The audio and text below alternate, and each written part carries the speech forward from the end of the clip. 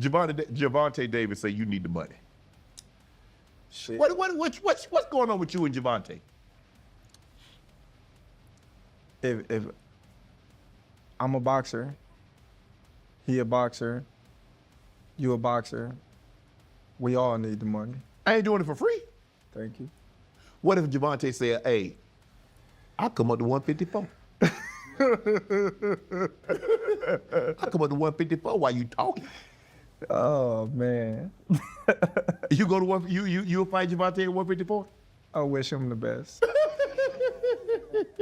That's all I'm saying. When people, what I got from that is he's a hater. You don't know me as a person. Let's say you don't like me. Like, you don't know me. Like, you feel me? And I don't give a fuck him. And everybody in the crew, I mean, with him. Same question for you. You're a proud father. There are levels to this boxing game, and Terence "Bud" Crawford just reminded the world exactly which one he's on. In a brand new live interview, Crawford didn't just throw subtle shade at Gervonta "Tank" Davis. He threw the whole tree.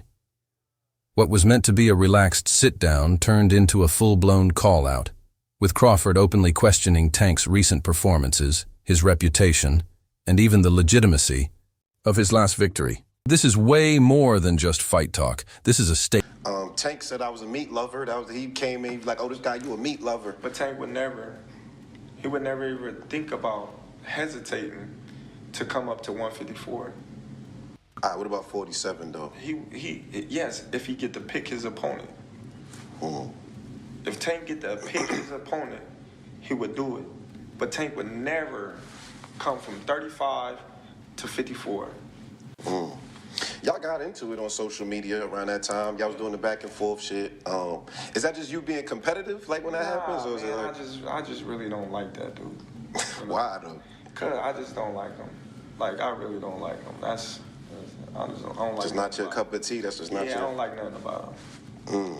No, I don't like nothing about him. I just felt like he just one of these little arrogant little dudes that's using what he got to shield him. Like he got a lot of security guards around him, and he know, he in the limelight and stuff like that. But in certain situations, he wouldn't be acting like that. Do you like him as a fighter though? Yeah, he's a damn good fighter. Yeah. I respect him as a fighter. Yeah. He definitely got skills. He got power. He got tremendous boxing ability. But like his core personality and his ways, nah. Statement. Crawford made it crystal clear. He sees the hype, hears the noise, and he's not buying any of it. He called out Tank for dodging real challenges and just lit a fire under the entire lightweight division. If you thought the bad blood between these two was over, think again.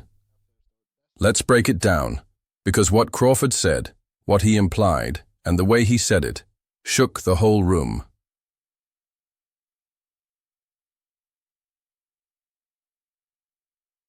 You said going out on 3 fights.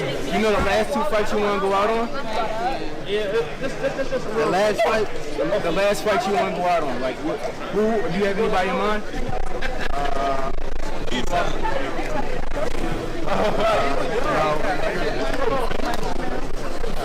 No, I'm saying, no, I don't have no name right now. But I got somebody I want to call out after this fight. You said you got somebody you want to call out after this fight? Yeah. Who is that? I'm not going to tell you. Is it Lomachenko? Who? Somebody asked Lomachenko. No. All right. Turkey said he got your 2 Ferraris ready. What you think about that? Oh. Turkey said he got your 2 Ferraris ready. I need 3 now. Yeah.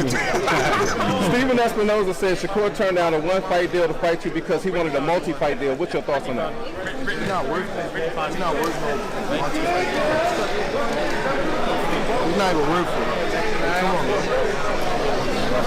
Anyway, got to fight somewhere else and prove himself and then, like, you feel me? You know how they got UFC and, like, the underground shit? He got to fight on the underground shit and then get that. We got to go to the G League. You have an idea? The first bombshell dropped when the host casually brought up Tank's old claim that Crawford was only in it for the money. You could literally see Crawford's face twist like, wait, what? Then he fired back with a truth bomb. We all need the money. I'm not doing this for free.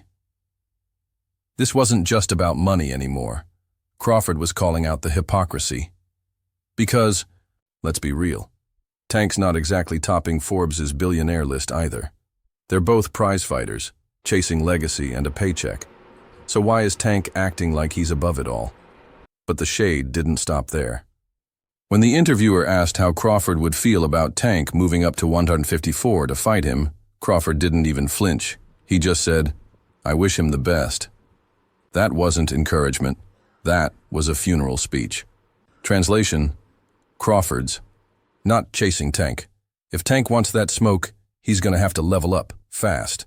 Because Tank at 154, that's a whole different beast. And judging by Crawford's reaction, he doesn't take that idea seriously at all. The Crawford's yes undefeated for a reason. He knows GervontaDavis speaking about you. Is that ever a possible fight? Yeah, if he want to dare to be great, he can be like all the other fighters that's moving up 2 weight classes and, daring to be great. You would fight him. Man, tell him to come up there. He got to come to win 54. He said I got a glass chin, so tell him to come and touch it. Wow. Oh, man. Gervonta said you got a glass. He said I got a glass chin. Tell him to come and touch it. At 147? At 147. I'll make 147 for him. Ooh, see, oh, man. You're going to have a pre-camp. Then what the people going to say? Oh, he's beating up on little guys. His worth, and he's not about to waste his prime on fantasy matchups against guys who barely edged past Lamont Roach. And this is where things got spicy. Crawford didn't just throw shade at Tank's resume.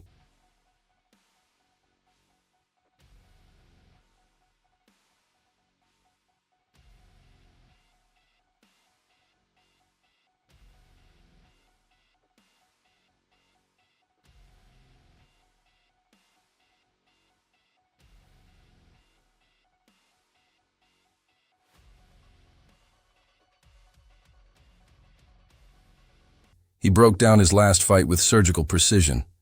When asked about Tank's bout with Roach, Crawford didn't hold back one bit.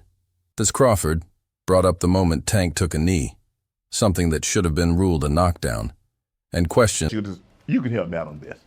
This last fight, Roach and Gervonta. Have you ever seen anything like that? Man. I mean, you can't take a knee. That's a knockdown. Because I saw Floyd break his hand hitting the guy and took a knee, and they gave Floyd an 8 count. So I'm trying to figure out how Gervonta avoided that, and then I'm trying to figure out how he got his guy come up to the top of the ring and wipe grease out his eyes. They do that now, bud. I guess that's part of the new, boxing era. When you saw that, tell me when you saw this, you saw him take. And how that was allowed to slide.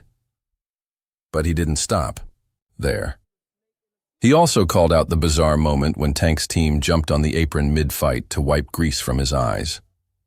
That's not just odd. It's a clear procedural violation, and Crawford made sure everyone watching knew it. Even wilder, Crawford indirectly called out the referee. He highlighted how Steve Willis started a count, then suddenly stopped, as if someone backstage told him to. At this point, it's not just boxing talk anymore. It's sounding a lot like corruption. Crawford said it plain and simple. Without that missed knockdown, Tank wouldn't have won. He even gave the edge to Lamont Roach. And let's be real. And then you see he go to the apron, and this guy come up to the top of the ring. Well, he's like, hold on, what's going on? I'm just as confused as you. I said, huh? I was just like, oh, that's crazy. And Steve Willis a great referee. He is. And he started counting, then stopped it. Like they said, hey, you better stop counting. Oh, wow. Hey, don't do that again. Real. That's not something you usually hear from one elite fighter about another. But it just shows how real Crawford is. He's not playing politics. He's not protecting anyone's clout. He's serving up the raw truth. According to Crawford, Tank came in overconfident, underestimated Roach, and that arrogance nearly cost him the fight. Everyone expected GervontaDavis to walk through Lamont Roach. Just another easy payday, a highlight reel knockout, and a flashy post-fight flex. Cards. Judge at the ringside. Eric Marlinski scores it on 115 to 113 in favor of GervontaDavis. Judges Steve Weisfeld and Glenn Feldman both scores about 114 to 114, even a draw. The decision is a majority draw.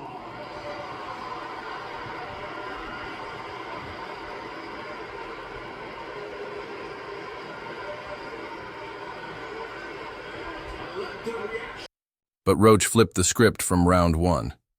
He came in with pressure, precision, and zero fear. The guy who was supposed to be a simple tune-up ended up giving Tank one of the toughest nights of his career. And then there was the 9th round.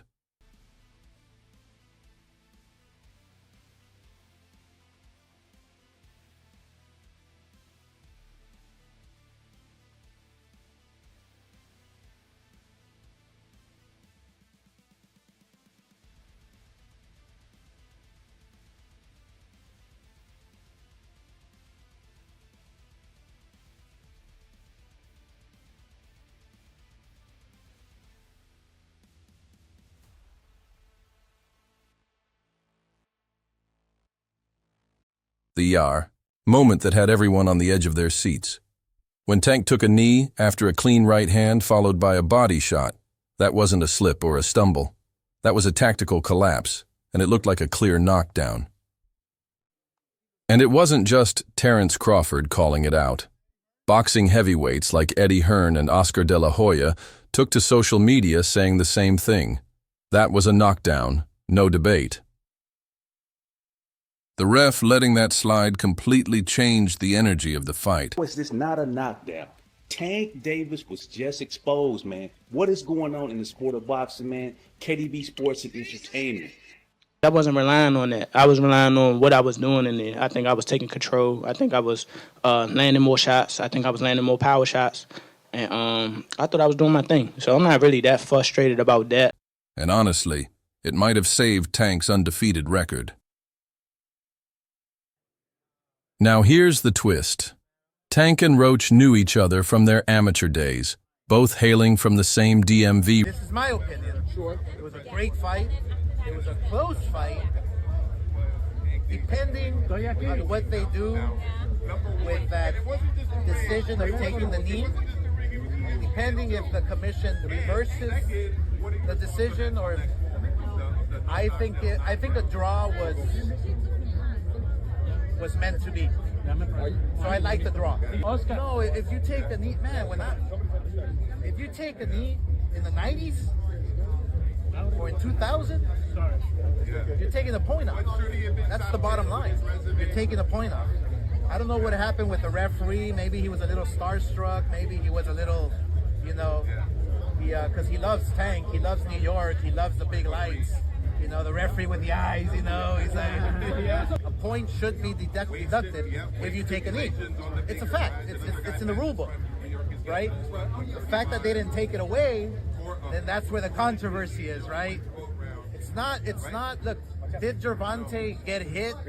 Was he dazed? Who knows? Only he knows. But what I saw, when you take a knee, that's an automatic point. That's just the rule.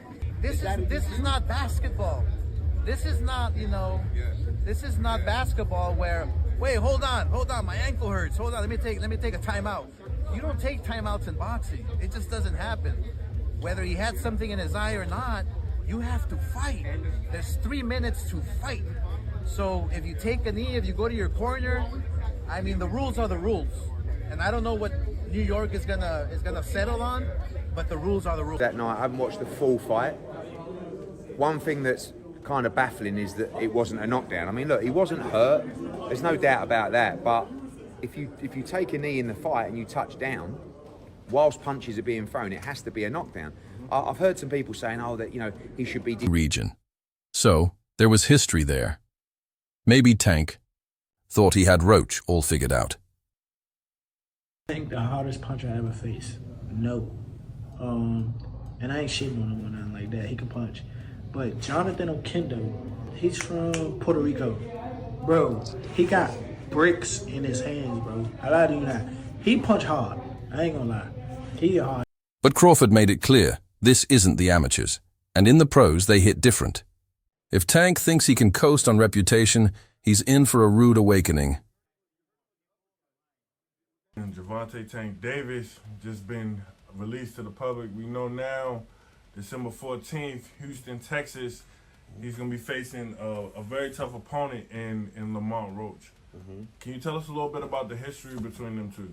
Oh man, they've been knowing each other from the amateurs, silver gloves, everything. They grew up actually together, you know. Roach and him, back and forth battles and whatnot. It's gonna be a pretty interesting fight. You know what I'm saying? Because Roach he come to fight, and I think it's a great fight. Everybody talking all that stuff about why Roach? Because he signed and took the fight. You know what I'm saying? And it's good for the community. Let's just talk about one of the most viral moments from the interview, when Crawford questioned why. None of the top names in boxing are fighting each other. He dropped names: Teofimo, Lomachenko, Shakur. He would never even think about to come up to 154. All right, what about 47 though? Yes, if he get to pick his opponent. But Tank would never come from 35 to 54. Y'all got into it on social media around that time. Is that just you being competitive, like when that happens, or is it like? I just really don't like that dude. Why though?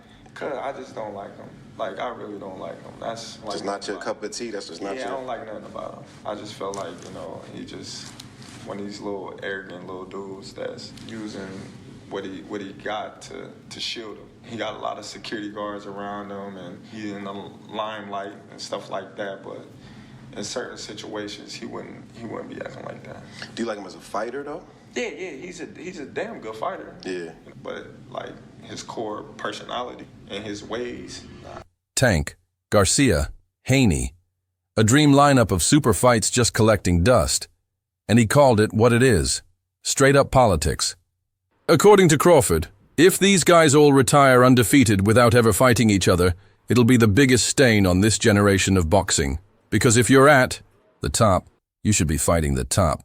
He even admitted, I ain't going to be the only one walking around with a loss. I think all of them should fight, you know. I mean, you got Lopez, Teofimo, you got Lomachenko, you got Shakur, you got Tank, you got Garcia. You got 5 guys. That's a nice little. Devin Haney. Devin Haney, yeah. You got 6 guys. Don't nobody want to fight nobody? I don't know. I think they all should, you know, be fighting each other. Well, so what we got going on? Politics. Bro, if Shakur and Haney and Tank, if all of them leave, if they retire with undefeated records, that's some bull jive. That's some straight up, and you know it too, bud. Ain't no way those guys should have undefeated records. If they're out in their prime and they damn near in the same, no, ain't no way. That's a grown man response. Someone who cares more about competition than image.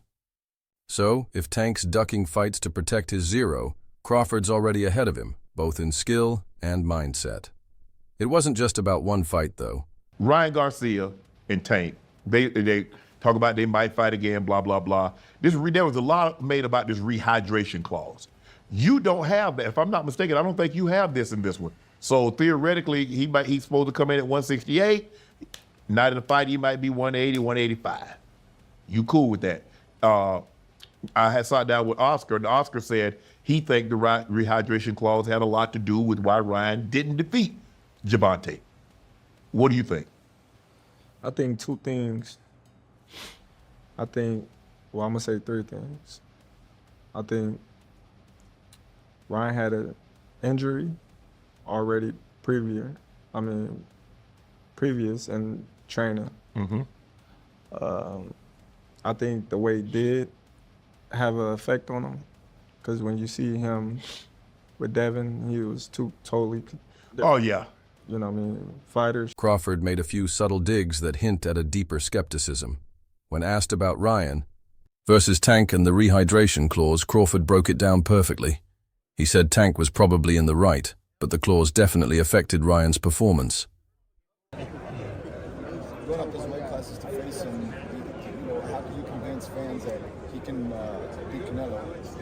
I ain't trying to convince y'all that he can beat Canelo. He's a good fighter. But, bro, I would say smaller fighters are always better than bigger fighters because, they're smaller, they know how to move and things like that. But this guy is great at what he do. He got. And another thing, bro, I don't be wanting to. How these guys is. Then he get hurt against Magimov? who? There you talking about Gamboa. Talking about Magimov? Is that what you said? No, he got clipped by Gamboa, right? Right? How the fuck is he's looking this strong over the past year? I mean, these years. He ain't been getting clipped or nothing. So now, that's that snack shit. I'm telling you. Y'all laugh. I'm always. No, do tell. Open up. And that guy that a part of it, he been caught before. He went to jail for it. You're talking about Victor Conte? He went to jail, right? Victor Conte? Yeah. And he the owner of the snack shit, right? And he went to jail for it. Now it's like, you see Earl, I don't want to throw him under the bus, but you see Earl said some things like that, like about the people using steroids, but he don't want to say no names, but come on, bro.